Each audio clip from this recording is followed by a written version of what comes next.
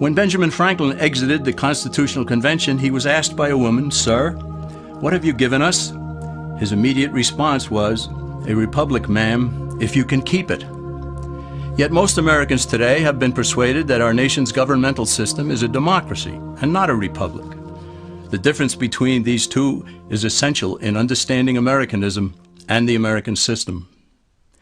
Before we discuss political systems, however, it's helpful to address the confusion that has been spread about the political spectrum. Many have been led to believe that the political spectrum places groups such as communists on the far left, fascists or dictators on the far right, and political moderates or centrists in the middle. However, a more accurate political spectrum will show government having zero power on the far right to having 100% power on the far left. At the extreme right, there is no government.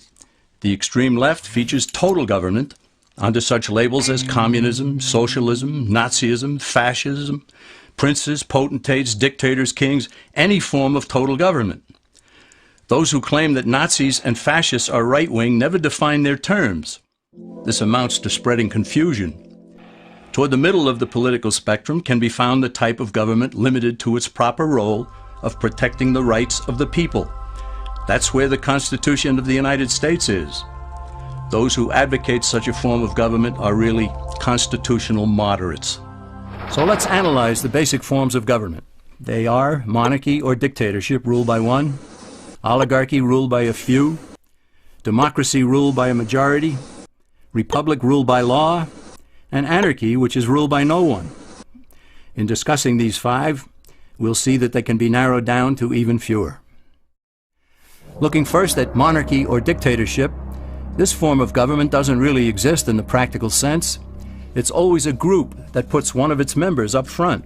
A king has his council of nobles or earls, and every dictator has his bureaucrats or commissars, the men behind the scenes. This isn't ruled by one, even though one person may be the visible leader.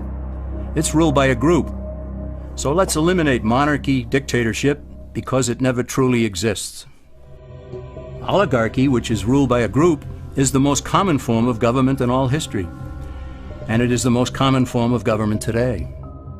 Most of the nations of the world are ruled by a powerful few, and therefore oligarchy remains. At the other end, we find anarchy, which means without government. Some people have looked over history and found that many of its worst crimes were committed by governments. So they decided that having no government might be a good idea. But this is a mistake, because as the ancient Greeks stated, without law there can be no freedom. Our founding fathers agreed and held that some amount of government is a necessary force in any civilized, orderly society. In a state of anarchy, however, everyone has to guard life, liberty, and property, and the lives of family members. Everyone must be armed, and movement is severely restricted because one's property has to be protected at all times. Civilized people have always hired someone to do the guarding, a sheriff, a police force, or some branch of government. Once law enforcement was in place, the people were freer. They could leave their property, work in the fields, and so on. In short, the proper amount of government makes everyone freer. There are some who advocate anarchy, however, not because they want no government, but because they don't like what they have. They use anarchy as a tool for revolutionary change. The condition of anarchy is very much like a vacuum where something rushes in to fill it. These calculating anarchists work to break down the existing government with rioting, killing, looting, and terrorism. Tragically, the people living in such chaos often go to those best able to put an end to it and beg them to take over and restore order. And who is best able to put an end to the chaos? The very people who started it. The anarchists who created the problem then create a government run by them, an oligarchy, where they have total power. This is exactly what happened in Russia that led to Lenin taking total power, and in Germany where Hitler's brown shirts created the chaos that brought him to power. But anarchy isn't a stable form of government. It's a quick transition from something that exists to something desired by the power-hungry. It's a temporary condition, and because it isn't permanent, we eliminate it as well. The word democracy comes from two Greek words, demos, meaning people, and kratein, meaning to rule.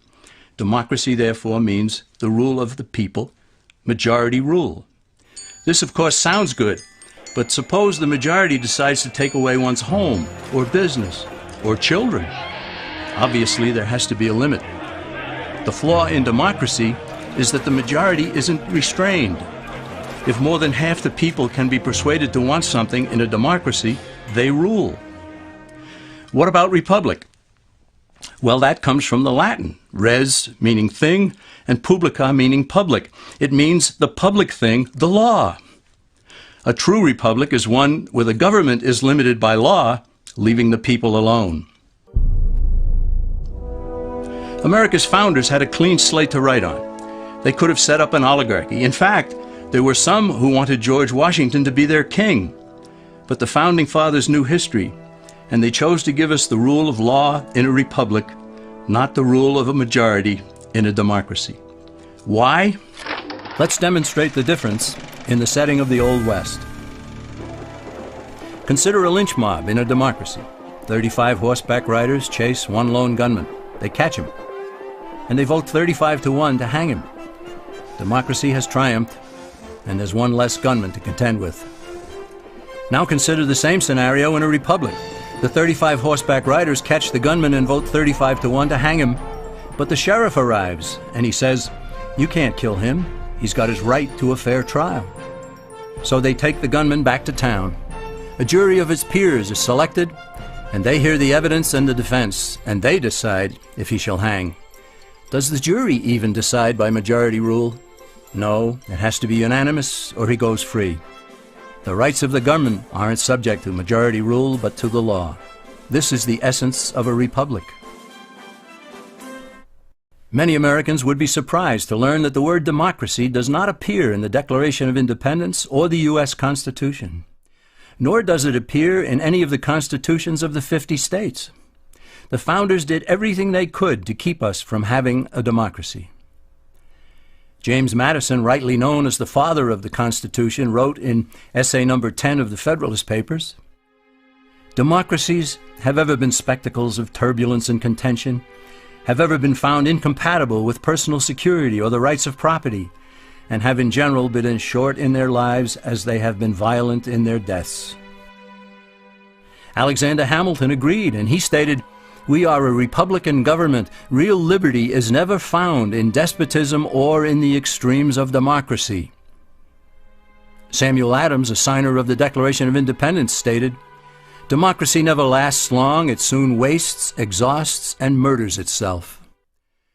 The founders had good reason to look upon democracy with contempt, because they knew that the democracies in the early Greek city-states produced some of the wildest excesses of government imaginable.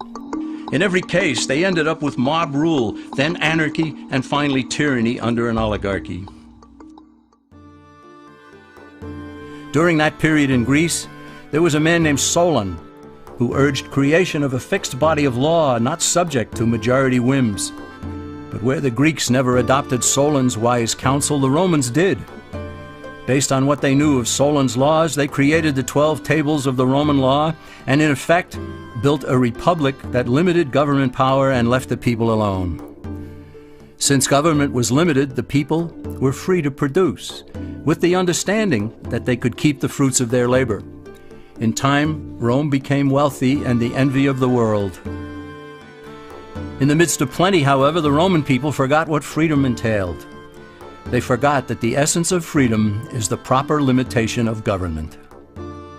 When government power grows, people freedom recedes. Once the Romans dropped their guard, power-seeking politicians began to exceed the powers granted them in the Roman Constitution. Some learned that they could elect politicians who would use government power to take property from some and give it to others. Agriculture subsidies were introduced, followed by housing and welfare programs. Inevitably, taxes rose and controls over the private sector were imposed. Soon, a number of Rome's producers could no longer make ends meet, and they went on the dole. Productivity declined, shortages developed, and mobs began roaming the streets, demanding bread and circuses from the government. Many were induced to trade freedom for security. Eventually, the whole system came crashing down. They went from a republic to a democracy, and ended up with an oligarchy under a progression of the Caesars.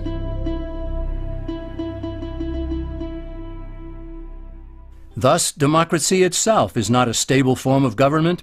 Instead, it is the gradual transition from limited government to the unlimited rule of an oligarchy. Knowing this, we as Americans are ultimately left with only two choices. We can keep our republic, as Franklin put it, or we will inevitably end up with an oligarchy, a tyranny of the elite.